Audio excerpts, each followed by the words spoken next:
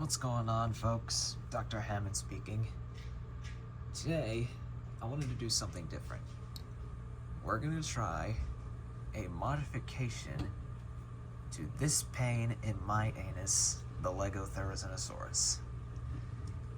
As I said in my collection video, this was my least favorite item because it honestly doesn't look like a Therizinosaurus. The only new parts are the arms and the head.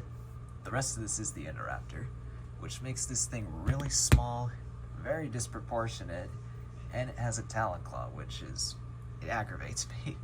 For example, this is what a Therizinosaurus is supposed to look like. This is my brick-built Therizinosaurus, which I have done a tutorial on recently.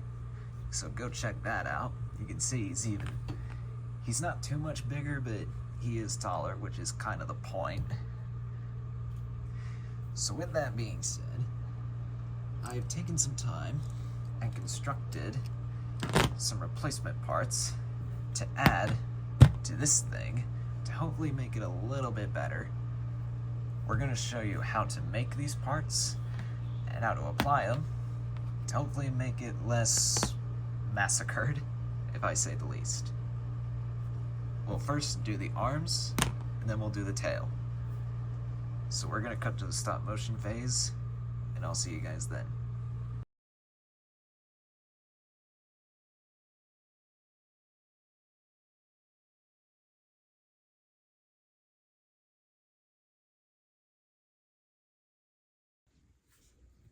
And this is what he should look like with the arms applied. Quite the difference, I would say. Considering that his old arms, these are pronated, and dinosaurs couldn't pronate their wrists. So if you want them to be pronated, you have the option because they're on a ball joint. Plus you can have them in the correct posture too, because the movie Therizinosaurus has that broken wrist thing. Plus you can actually bend his elbows and move his hand. The claws still move independently. If I would have made them longer, but because of the arms and how close they are to the ground, I can't really do that. So this is the best I got. The next phase, we'll cut to the stop motion phase, to this extraordinary long tail, to this decently short tail. So here's the stop motion phase on how to construct this tail, and I'll see you guys then.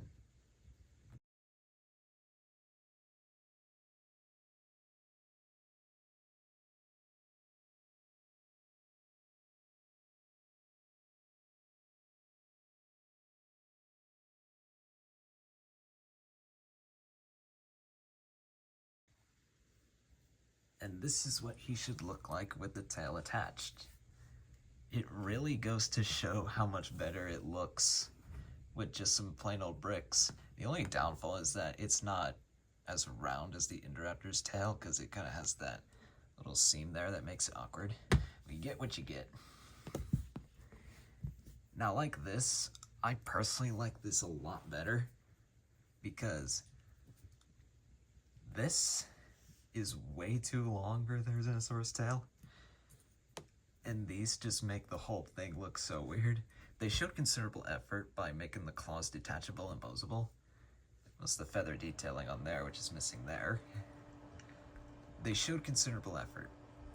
It doesn't look the best, but effort is what matters. Because other than those arms and the head, the rest of it was no effort. I do think this looks a bit better now. I still think it's too skinny. It does work for the movie Therizinosaurus because it is a little bit skinny in the film, so it probably works best here. I will say that with these old parts, this is a F tier. With these new parts, it's a really low bronze tier. Well, I wanted to give it like a high bronze because they tried. They really did. it would have benefited from using the base of the T-Rex instead of the Indoraptor because Therizinosaurus is a big, bulky animal, much like this big boy here. Like I said, check out the tutorial on this. But that does about it for these modifications. If you decided to do these modifications, feel free to share pictures. But that's about it for this project. I hope you liked it, and I hope I can make the Therizinosaurus a little bit better now. So this is Dr. Hammond signing off.